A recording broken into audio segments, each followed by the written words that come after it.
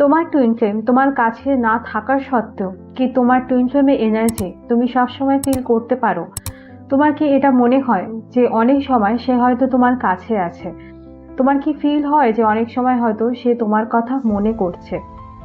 Twin flame জার্নিতে energy লেভেলে soul connection থাকে, তাই জন্য কিন্তু এই এনার্জিগুলো তোমরা ফিল করো।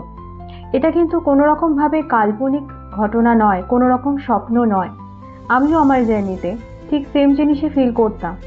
নিজের টুইন ফ্লেমের এনার্জি ফিল করা কিন্তু কোনো খারাপ জিনিস নয়, কিন্তু সেখানে নিজের এনার্জিকে ইনভেস্ট করা হচ্ছে সবচেয়ে বড় ভুল। কারণ এনার্জি ফিল করলে সেখানে কোনো সমস্যা হয় না।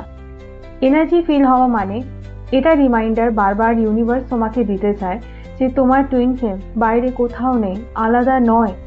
তোমার ইউনিয়ন সবসময় ছিল, আছে এবং থাকবে। তোমরা দুজনে ইউনিয়নে ছিলে, আছো এবং সব সময় থাকবে। বাইরে জাস্ট দেখানো হয় যে তোমরা সেপারেশনে আছো, এটাকেই তো হিল করতে হবে।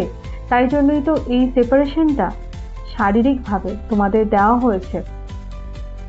যদি না জেনে থাকো যে কিভাবে নিজের এনার্জিকে সঠিকভাবে ইউজ করতে হয় এবং কোন মাধ্যমে নিজের ইউনিয়ন, নিজের ফিজিক্যাল ইউনিয়নকে অ্যাচিভ করতে হয়, তাহলে আমার সাথে যোগাযোগ করতে পারো।